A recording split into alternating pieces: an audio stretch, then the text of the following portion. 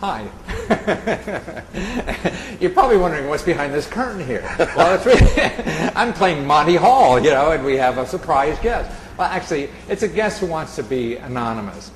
This fellow came up to me in a local convention, a trade show, internet marketing, and he came up to me and said, "Hey, Matthew, I'd love to use you to tell people how I just got a great deal from my bank." I mean, he was explaining how it took him a lot of work, but learning the system, he was able to get a better mortgage at a lower rate, by just beating up on his bank, because the bank wasn't really helpful to him.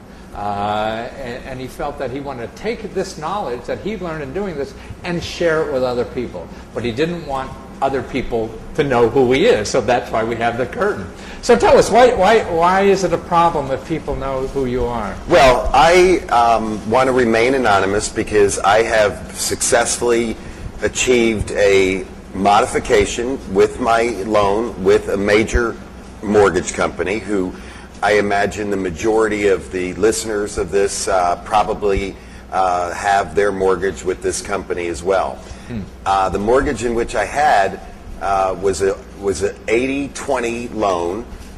It is an ARM mortgage with a balloon payment at the end. And the reason why I bought this at the time is because I was a little low on cash, and the opportunity of the real estate market seemed like a never-ending possibility of increasing prices on real estate. And I assumed that, I could handle the ARM, and a lot of the things I will say I didn't even understand about the loan until I was in the loan. I do want to point that out. But here I was in a loan, and then all of a sudden, about 6 months later, the market literally crashed in this area. How long ago was this? This was approximately, I'd say, a year and a half ago is when the market, 2 years ago is when I've owned my home now for 3 years. So pretty much after I owned my home, the prices started to creep down. I was in a situation where I had a major income, life change, okay? I was going from making a lot more money than I was, okay? And I was in a situation where, I was making less money, and my mortgage ARM was about to kick in and increase at another $800 to $1,000 a month. I was ready to just shoot myself in the head. So you're saying about a year ago, your income took a dive, and your mortgage arm was going to increase about $1,000. Yes, and so I desperately saw that and the interesting thing is my payments were on time every month, like clockwork. Okay, and that wasn't easy. But nonetheless, I called up my bank and I said, okay, we are in a situation where, we have got to have some sort of a relationship where we can make some things happen, okay?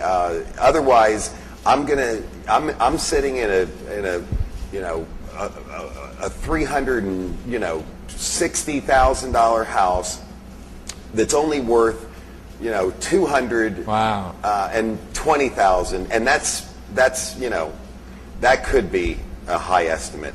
So my value was going down, and my mortgage payments were going up, and my income was actually, going down slightly. So I had to do something. So I called up my mortgage company and I explained my situation. And on top of this, I was going through a separation, and doesn't help.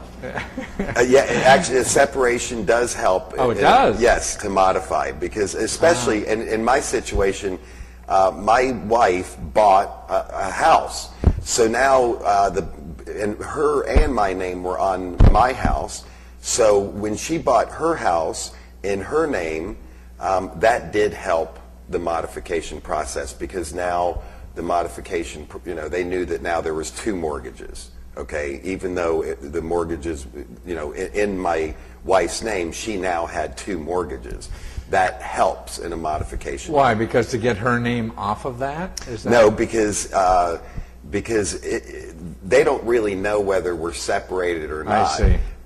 It could be a power play to the house that I'm in now, that we bought a house that was actually, at the time I bought my house, her house was just as much, if not maybe a little bit more than my house was. And now we were able to buy her house for like $180,000 in a pre-foreclosure. So now now my bank sees that now, she has a house in her name and she's the joint co-borrower on my house, and that does help in a modification. Why? Because she has assets? Yeah, well, because technically we could say, okay, I'm walking away from my house. I see. You have somewhere and else I'm to going to live. move in. Right. I'm going to make up with my wife and move right back in. The mortgage company didn't ask for any verification of divorce or separation papers. So, and I do think that it did help. However,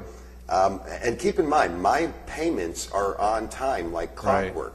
So credit is very important. Let me stop a little bit there. So you're saying that the leverage you had was that the bank doesn't feel that you're stuck in the house and don't have options. So when they saw you had options to live somewhere else and may walk away from this house, right? That gave you leverage. Yes, interesting. a tremendous amount of leverage. Wow. And you really do have to be unattached to the outcome when you're negotiating with the bank. My biggest concern was always to try to, until I decided to pull the trigger on the foreclosure and not make another mortgage payment, which I was threatening the bank to do, I was also at the same time saying to the bank, okay, listen, I am doing everything I can to make these mortgage payments on time. I need for you to now work with me on modifying this mortgage. So this is the first step you did? You say, yes. You say, well, hey, I better get a hold of this bank and tell them, hey, we're going to go down the tube unless something changes. And you called them up? Yes, and they know that I'm not lying, because I'm in a house that I'm paying a much higher mortgage on with an arm that, and the house is just depreciating. Okay? I could literally foreclose if I wanted to. I could save up enough money in the next couple of years to buy the same house that I foreclosed in for less than half the price. Wow. So the banks know that I have the ability to do this, and I'm a man of integrity, and I do want to keep my obligations and commitments, which is very important too in the process of negotiation, because if you do care about your situation enough, it's amazing how the bank, starts to care too. And so I maintained my credit all the way up until I had to submit to the mortgage company, and these are the prerequisites for a modification. Is you need to first send a letter of hardship. What life-changing situations have you had since the time you bought your home versus the time you sold your home?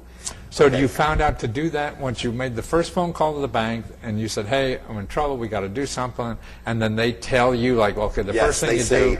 we need some things from you. I see, okay. We need a letter of hardship, right? A major lifestyle, so like you lost your job. Oh, it could be income down. I mean, for example, I said I was separated. I said that my income has gone dramatically down. Right. I said that my real estate values have gone down. So real estate values even. I mean, all of these things. I mean, it wasn't hard at all to come up with some very realistic hardship situations.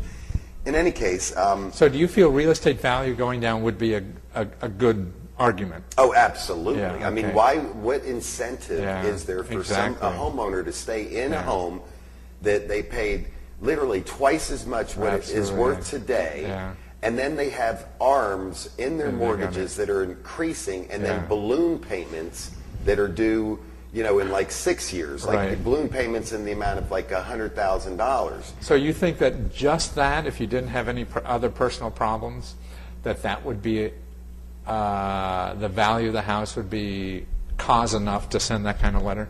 Absolutely. Okay, because you do even have what the banks really want to know is, and here's where the modification is a little bit different than just getting a straight up mortgage. getting a straight up mortgage is so much more difficult to do than to get a modification. A modification, here was the requirements that I had to send to the bank. A letter of hardship. Right. I had to send 2 years worth of tax returns. Okay, I had to send in 2 of my most recent pay stubs. And then I had to, on an itemized list all of my hard expenses, all my monthly expenses, for example, car payment, car insurance, condo fees, et cetera, et cetera, et cetera.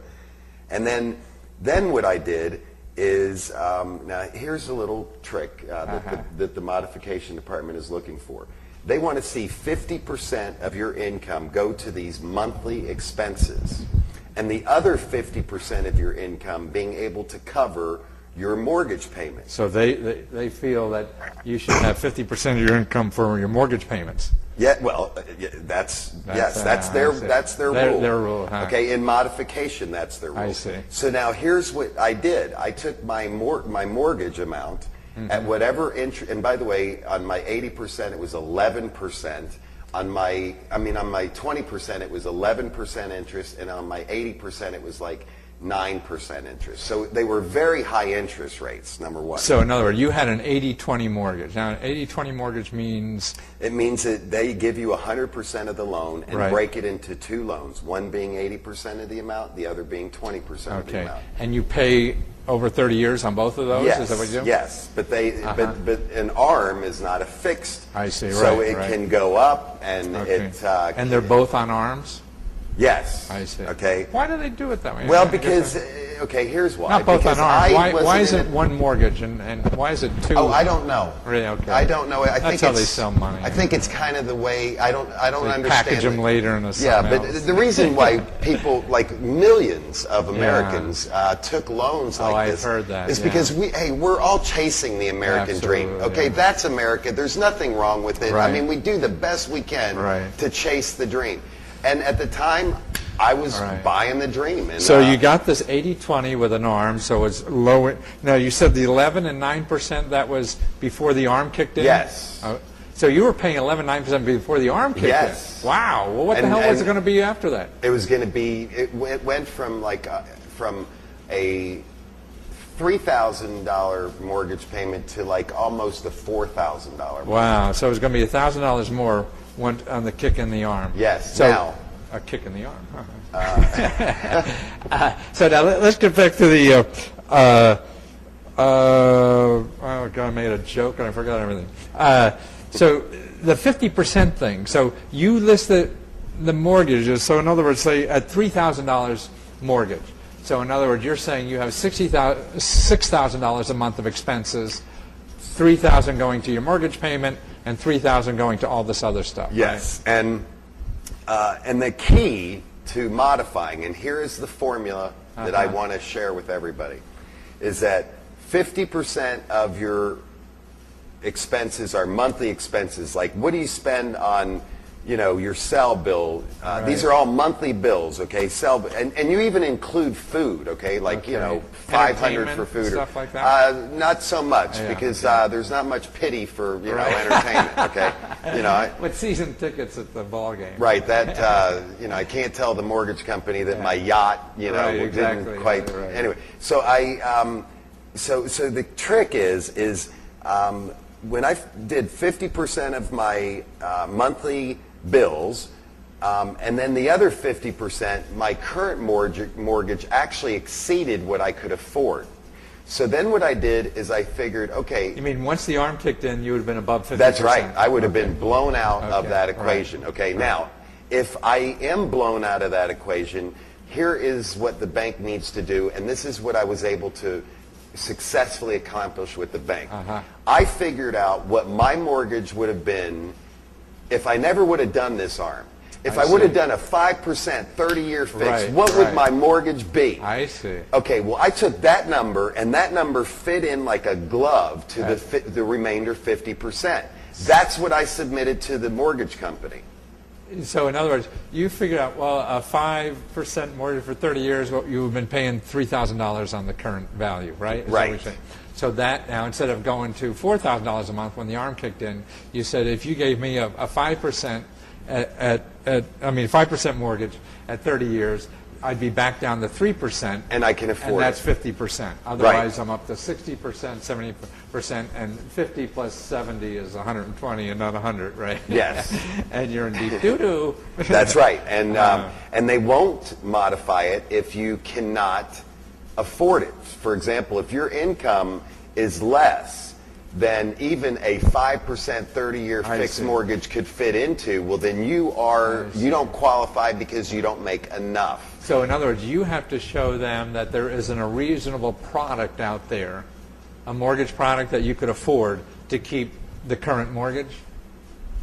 I'm sorry, I didn't understand. You have to show the bank that there is a reasonable mortgage product that you can afford. Yes. So now you have $3,000 to pay for your mortgage, and Yes. it's going to go up to 4, and, Yes. and you'll be foreclosing because Yes. there's no value on the house. Yes. Okay, so you have to go to show them, hey, if you more or less refinance this into a 5% 30, I'm back to 3,000, and nobody. And it's a win-win. I Yeah. get to keep my house, and you don't have to go through foreclosure. Because The banks, if they go through foreclosure, they have a mortgage to you at $360. If they foreclose now, they're only going to get $200,000. That's right. And they're losing a bunch of. and change. they are not, mortgage Yeah. companies are not in the real estate management Right, business. They right. do not want homes. They Right. really do want to work out these deals now more Right. than ever. I know that after speaking with many people in the modification department, that the processes, the internal processes designed to facilitate thousands and thousands of modifications are now Yeah. done. They're completed. So Wow. this is a beautiful time for people to start that process with the modification. And there is your mortgage company. You can call them up. You can call up their 800 number and ask for the modification department. Yes, you can. That's what I see. Every home mortgage company now has a modification department because So- they can't afford not to. Right. So in other words, instead of just calling up and say, "Hey, I'm screwed," and what are we going to do? You say, "Hey, I want to talk to your modification," Right. and you go through that process. Right. And that's what you do. Now, Wow. I was able to accomplish this all in a very, it surprised me, but I fought for it, and I was able to come out where it did not affect my credit at all. I have now have a modification. My mortgage payment is $1,000 less. I'm on a 5% 30-year fix, but listen, there is a little catch. In 2 years, it does go up to 6.75, which I intend to now, since I'm an expert of modification, I'll Do it look again. forward to that process in 2 years. Okay. See? And so yeah, and I have to tell you that I feel good. I feel like I've really got a shot now. Okay, and that's what it was really all about. I needed to just be on a level playing field, and these mortgages that they were selling.